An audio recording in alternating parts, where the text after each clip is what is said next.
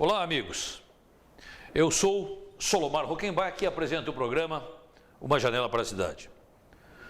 Um programa de cidadania, direito do consumidor, utilidade pública e muita informação. A você, que é a nossa razão principal. Hoje nós vamos falar de coração. O entrevistado de hoje será o cardiologista Dr. Marco Aurélio Bacci, que irá discorrer das necessidades, dos cuidados que você deve de ter com o seu coração. Aguardem na sequência, porque vale a pena assistir.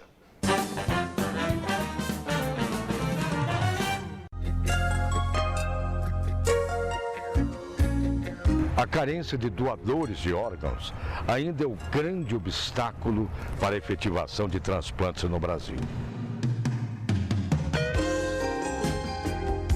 Mesmo nos casos em que o órgão pode ser obtido de doador vivo, a quantidade de transplantes é ainda pequena diante da demanda de pacientes que esperam pela cirurgia. A falta de informação e o preconceito também acabam limitando o número de doações obtidas de pacientes com morte cerebral. Se todos nós estivermos efetivamente conscientizados, o número de doações pode aumentar de forma significativa. Para muitos pacientes, o transplante de órgãos é a única forma de salvar suas vidas. Um doador pode mudar a vida de várias pessoas. Ela doa 2 rins, ela doa o pâncreas, tira uma paciente da insulina, doa córneas, faz 2 pessoas enxergarem. Então, assim, é grandioso o ato de doação. Se podemos salvar várias vidas, não é uma, 2, nós temos paciente 3.000 na fila de rim, nós temos mais 50, 60 pessoas precisando de um coração, que a gente sabe que senão é uma situação complicada você ver um paciente precisando de um coração sabendo que precisa, infelizmente, alguém falecer para ele receber esse coração. É feito o diagnóstico, uma coisa séria que é feito, 2 médicos fecham o termo de morte cefálica, além de exames de imagem. Tenho certeza que essa pessoa não vai voltar. Que tá realmente, ela foi a óbito, não custa ajudar, fazer 2 pessoas enxergarem, 2 pacientes saírem da hemodiálise e salvar vidas, coração, fígado, pulmão, ossos. A vida da gente, a metade era máquina e a metade era casa, né? Então eu esperei todo esse ano, esse monte de ano aí, né? E graças a Deus deu tudo certo, tá dando tudo certo, né? Graças a Deus, né? Não sei quem que me doou, mas sei que todo dia nas minhas orações eu peço para Deus ter misericórdia dessa pessoa, né? Da família dessa pessoa, essa pessoa que foi, né? Que deixou o órgão comigo, né? E as minhas amigas aí que têm a fé em Deus, que elas também chegam o dia delas, né? O que eu tenho é agradecer. Não tem mais o que fazer, né? Esse não tem dinheiro que pague, né? Pensar na vida e agir de forma solidária também faz parte da boa convivência urbana. A doação de órgão é um gesto de amor à vida. Pense nisso. Amo Curitiba, a cidade e você de bem com a vida. Uma campanha para estimular atitudes cidadãs e fazer um ambiente urbano mais humano, com mais afeto.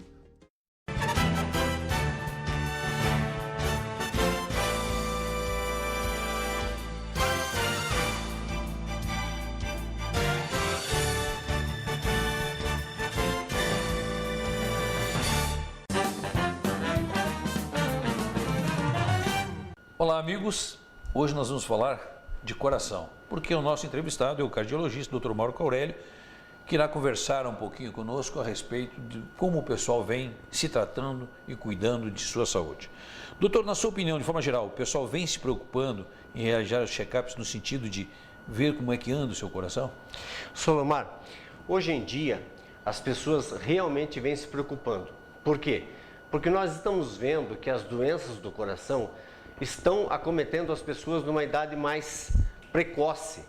Por isso é que nós devemos fazer a prevenção dessas doenças. Então, realmente as pessoas estão preocupadas. Antigamente a gente não via isso e hoje a gente vê de uma forma até muito expressiva. Doutor, qual a importância de fazer uma boa avaliação, em especial quando se fala de coração? Olha, Uma boa avaliação cardíaca, Solomar, deve ser feita primeiro com uma consulta com um cardiologista, né?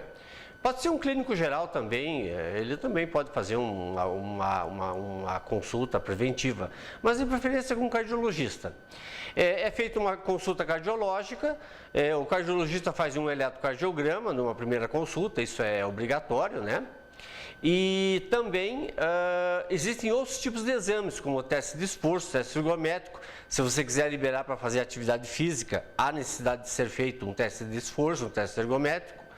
Existe o ecocardiograma para se ver deformidades estruturais no coração, em válvulas, enfim, o tamanho do coração, repercussões da hipertensão do coração. Então, os principais exames, na verdade, é teste de esforço, eco, mapa para ver pressão, se tem dúvida se a pessoa é hipertensa ou não, um mapa que é a monitorização ambulatorial da pressão arterial. E um Holter, que seria um aparelhinho que é colocado 24 horas para pegar arritmias. É colocado aqui eletrodos no peito da pessoa e esse exame detecta arritmias, né? Doutor, no tocante a esses exames, existe um tempo, de quanto em quanto tempo que o cidadão deve de procurar fazer esse exame para ver se a sua saúde está caminhando no caminho da boa saúde?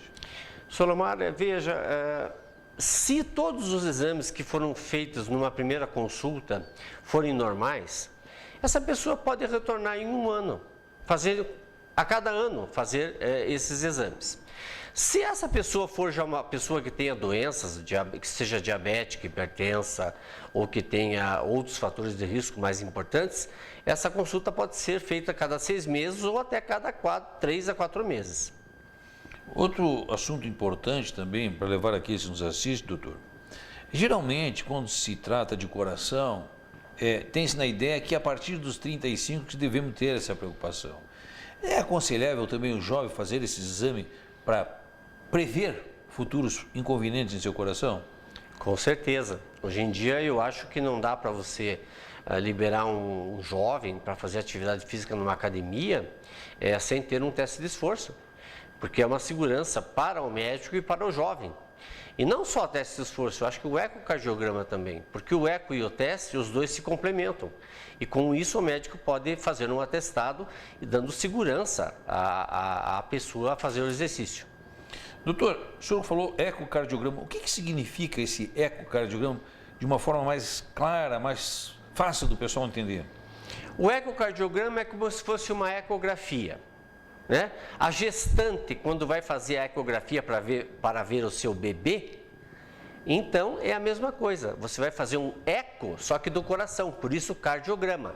Passa-se um gel, através de um eletrodozinho aqui, vai passando aqui e a médica vai vendo o coração por dentro. Se existe alguma deformidade em válvula, se o coração está no tamanho normal, se existe alguma falha estrutural no coração. É um exame simples, rápido e muito bem indicado para as pessoas.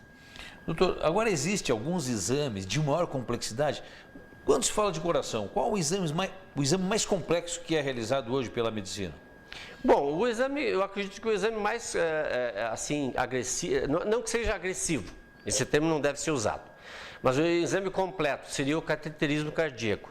Né? Seria você fazer um exame em que você vai ver as coronárias. É injetado um contrastezinho, né, através de uma punção de uma artéria, e esse contraste vai mapear e vai ver se há lesões nas coronárias, se há obstruções nas coronárias. Obstruções do quê? De gordura, de colesterol, de placas, de ateromas, que a gente chama. Ateroma é placa de gordura e cálcio. Doutor, esses exames, para que você realize um check-up completo, quanto tempo leva isso no dia dessa pessoa que está submetendo aos exames? Isso leva quanto tempo? Olha, realmente é rápido, geralmente é rápido, porque a pessoa faz uma consulta, o médico solicita já faz um eletro na consulta, solicita um teste de esforço, um ecocardiograma, exames de sangue, perfil lipídico, glicose, enfim, todos os exames de sangue que são necessários.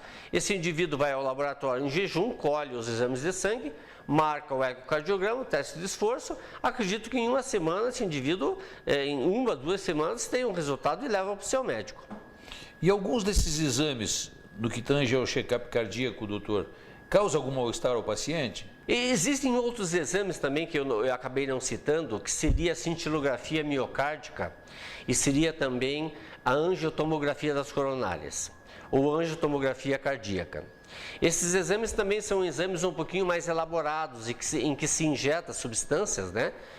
No caso da cintilografia, seria um líquido radioativo. E no caso da angiotomo seria contraste. Esses exames também veem as coronárias e a cintilografia vê a perfusão do miocárdio, vê se não existe isquemia, porque quando você fala em isquemia, isquemia é falta de sangue. Se tem isquemia é porque alguma coisa, o sangue não está chegando lá naquelas células que estão precisando de sangue. Você sabia disso? Olha a complexidade desses exames, olha o que o coração pode apresentar, que muitas vezes a pessoa não tem essa noção, não tem essa consciência da necessidade. Doutor, no tocante a esse check-up cardíaco, o paciente deve chegar com uma requisição médica ou pode, de uma forma espontânea, procurar o médico para fazer? Não. Losomar, eu acho assim, o paciente deve sempre estar munido de um pedido médico, não se deve fazer exames por conta. Então, há necessidade de uma consulta com um especialista, com um cardiologista ou com um médico, com um clínico mesmo, porque mesmo que ele chegue aos locais onde vão fazer os exames, eles não vão realizar, porque há necessidade, porque isso aí, inclusive, é para dar segurança ao paciente. Como que o paciente vai fazer um teste de esforço sem ter um pedido médico? Nenhum médico vai colocar na esteira alguém e fazer um teste de esforço. E hoje, doutor, o senhor que é experiente nessa área, quais são as doenças mais comuns do coração que vem sendo observada por parte dos médicos? Bem, nós temos o seguinte, para as doenças do coração, nós temos os fatores de risco.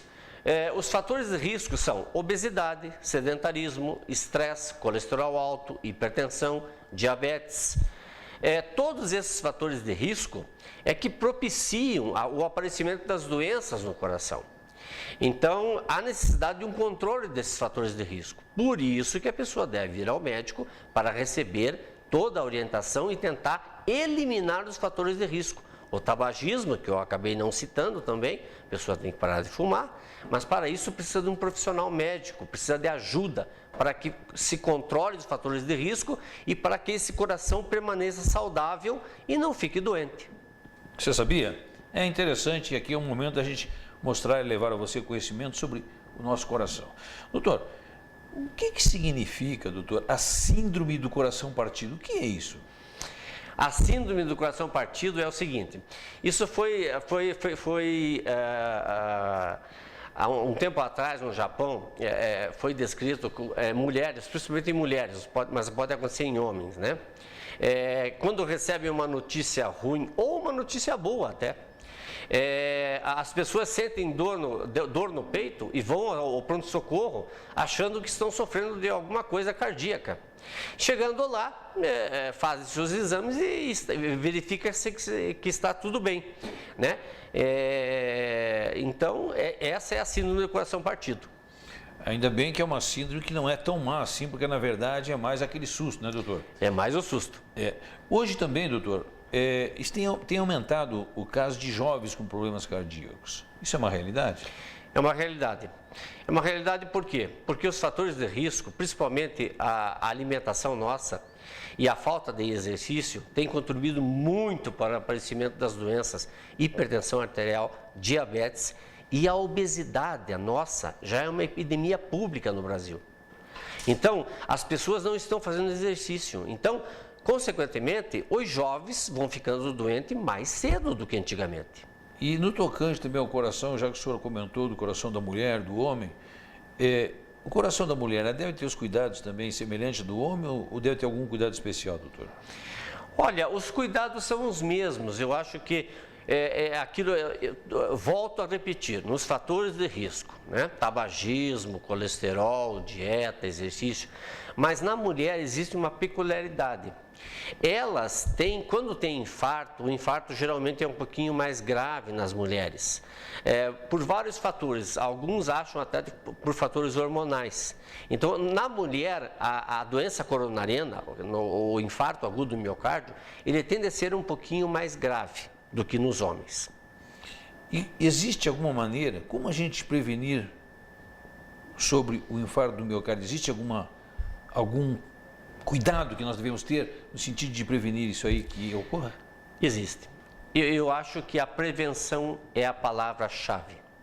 A prevenção deve se começar já na infância. Os pais já devem orientar os filhos a não consumir alimentos gordurosos, as gorduras saturadas que fazem mal, né?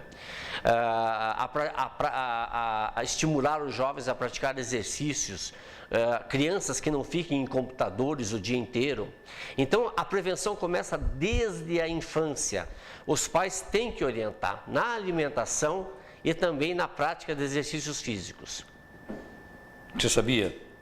Desde jovem, devemos de ter o cuidado para que aquele nosso jovem não fique na frente do computador sentado, pratique um exercício, que só isso tudo está contribuindo para amanhã você não vir a ter problema no seu coração.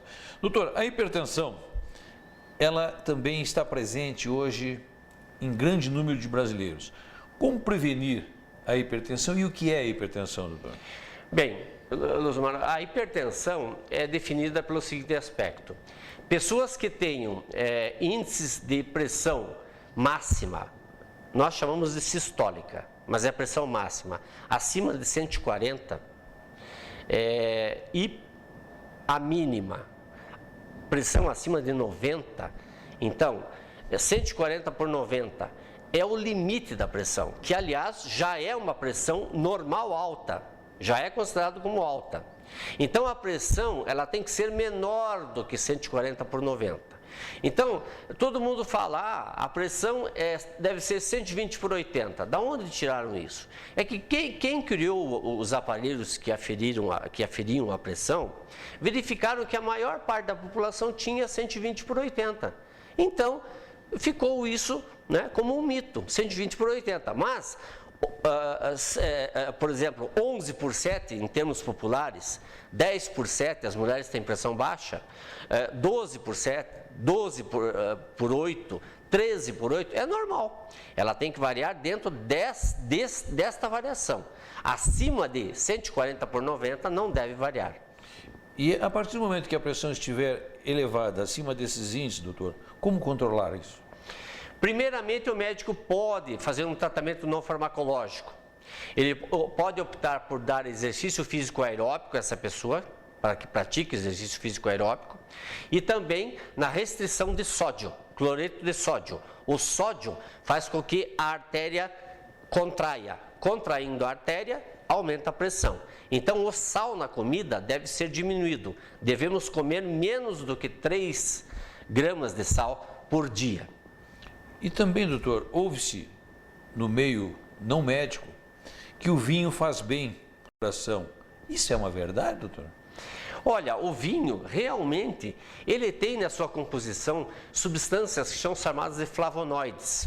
Os flavonoides, na verdade, vêm não só do vinho, mas também do suco da uva, porque a uva tem na sua casca, na uva, existem as substâncias flavonoides. O que fazem os flavonoides no sangue? Aumentam o HDL, que é o colesterol bom, que é o colesterol que limpa as artérias.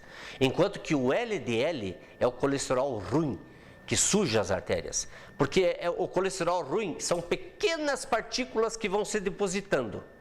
Vem do inglês Low Density Protein, ou seja, baixa densidade, são minúsculas partículas, o LDL, colesterol ruim, e o HDL vem do inglês High Density Lipoproteína, é grande. Então é como se fosse uma vassoura, o HDL é uma vassoura, enquanto que o LDL vai sujando, o HDL vai passando e limpando. Por isso que você tem que ter HDL alto e LDL baixo. E no tocante a quem tem o HDL, o colesterol bom, baixo, como fazer para aumentar esse colesterol, doutor?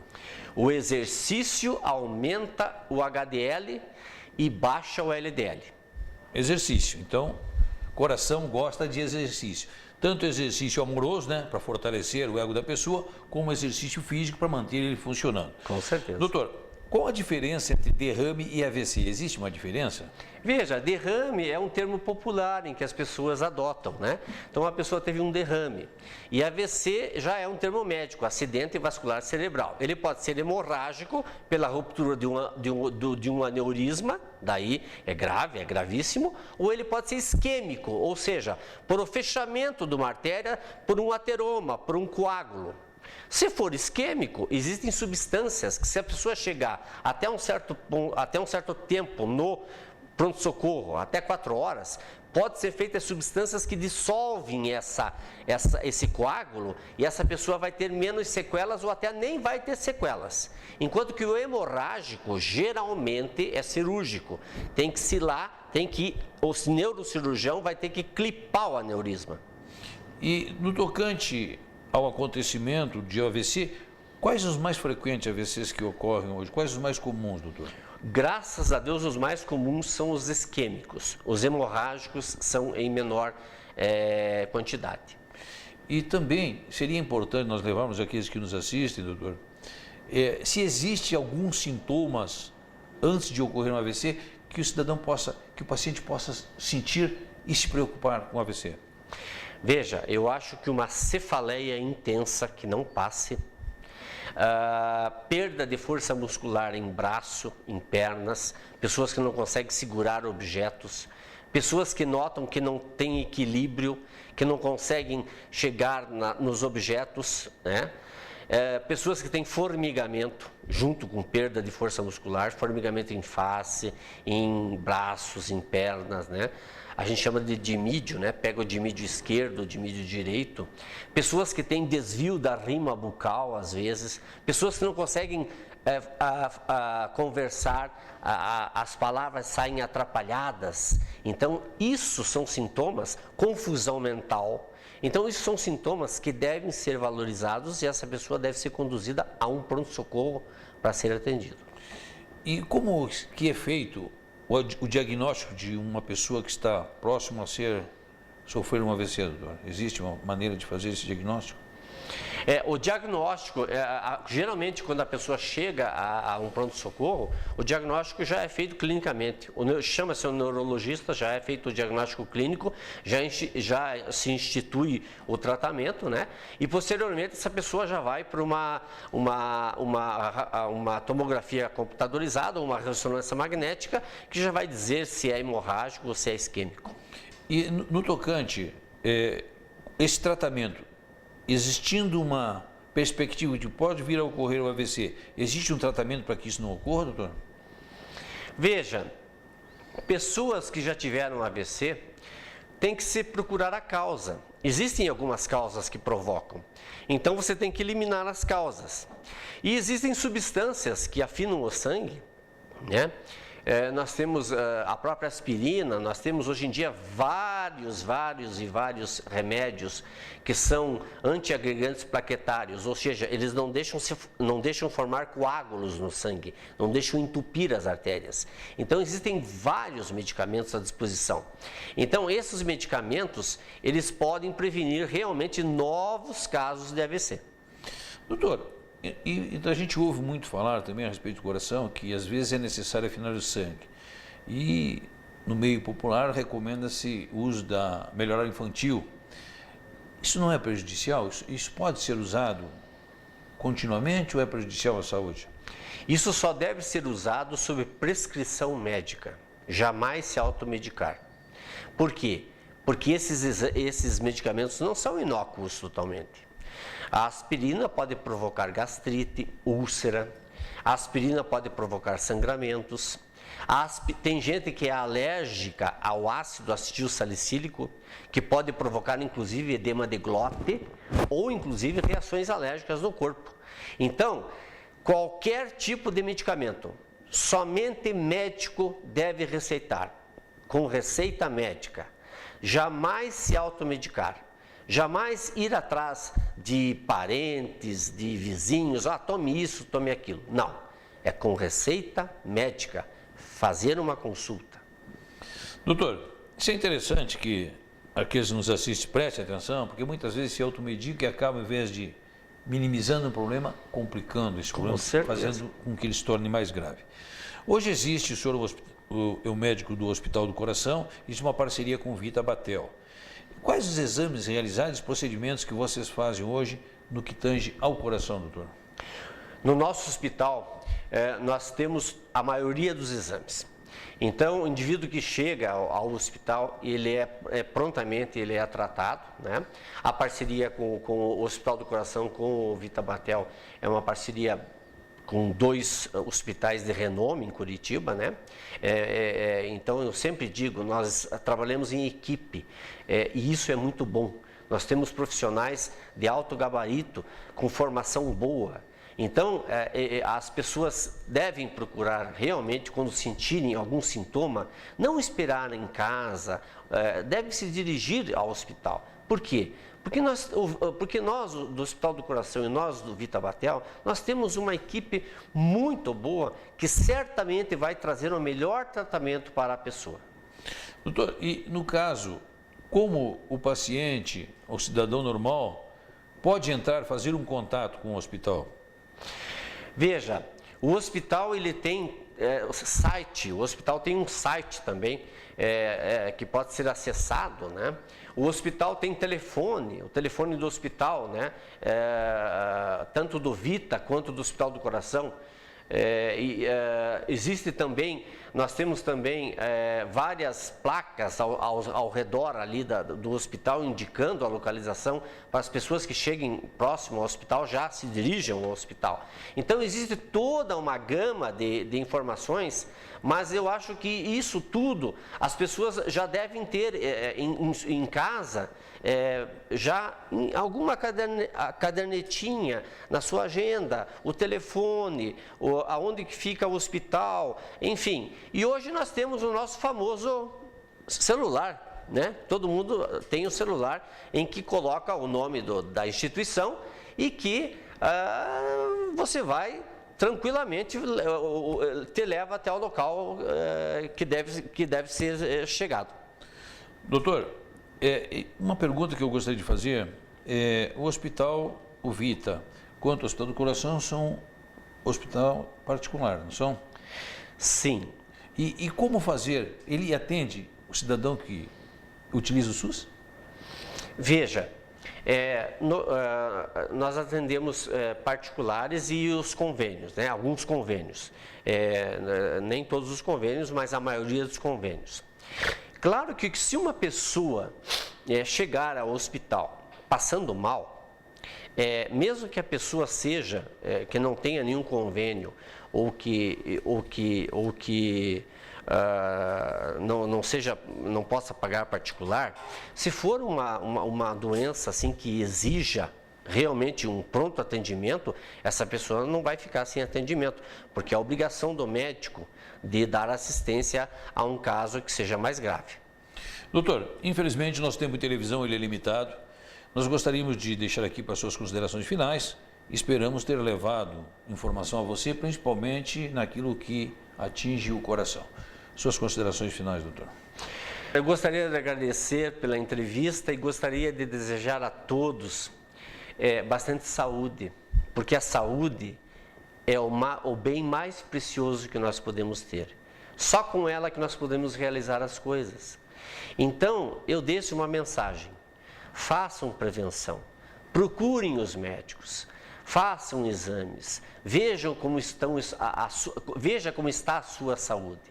Ela é o maior bem que você pode ter.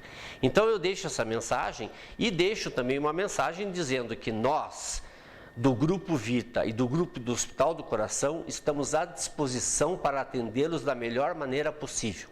Ok, doutor Marco Aurélio Bart, cardiologista, os nossos agradecimentos pela sua participação aqui no programa Uma Janela para a Cidade e até um próximo programa, se Deus quiser, que com certeza ele irá querer. Um grande abraço a todos. Obrigado. Muito obrigado.